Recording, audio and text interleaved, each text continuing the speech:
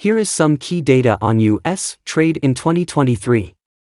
Around $3.80 trillion worth of goods were imported into the United States. Mexico, China, and Canada, the three countries President Trump is imposing harsh tariffs on, accounted for about 40% of those goods. On the surface, tariffs are about tackling trade deficits, with the U.S. importing more goods than it exports. However, the deficit with key partners has been widening. In November 2024, the U.S. operated at a deficit of $5 billion with Canada, $15.3 billion with Mexico, and a massive $24.9 billion with China.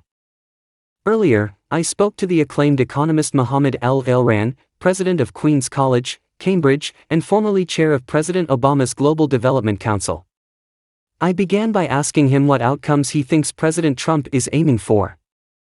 He said, "I think he wants multiple outcomes, which is why he loves the concept so much. First, he wants to use it as a tool to get other countries to do what he wants them to do. Second, he views it as a way to raise lots of revenue. Third, he sees it as a tool to promote domestic companies."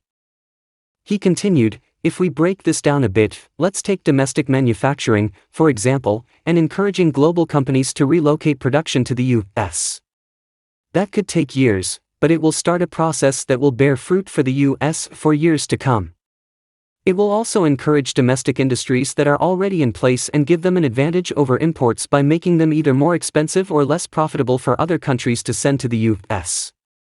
When asked about the political risks, he responded, "The problem with this whole thing is that in the short term, it will work. The U.S. is relatively strong, both cyclically and structurally, so other countries can resist, but they will not resist for long. The challenge is that, over the longer term, this will encourage other countries to reduce their interactions with the U.S., leading us into the threat of a global trade war." He went on, "What we're really looking at is a fragmentation of the global system, with more blocs forming around the world. What we lose is the ability to address common problems collectively." There are clear ramifications for Chancellor Rachel Reeves, who has marked her standing and monetary arrangement on development. Fortunately, up until this point, President Trump has not referenced the UK. "My expectation," Dr. El-Elran said, "and I have no reason for that trust other than trust itself, is that the UK has figured out how to appropriate the danger of taxes." I asked him how this should be possible, and he made sense of, by offering the US better access in regions where it feels victimized, like medical services. Some will decipher that as privatizing the NHS, however it need not include privatization by any stretch of the imagination. We are not in that frame of mind of first or second most ideal choices, we're in a significantly more perplexing circumstance. The inquiry at the forefront of everybody's thoughts outside the U.S. is, how can I limit the harm to an economy that is now battling? Finally, we discussed whether tariffs actually work as an economic tool.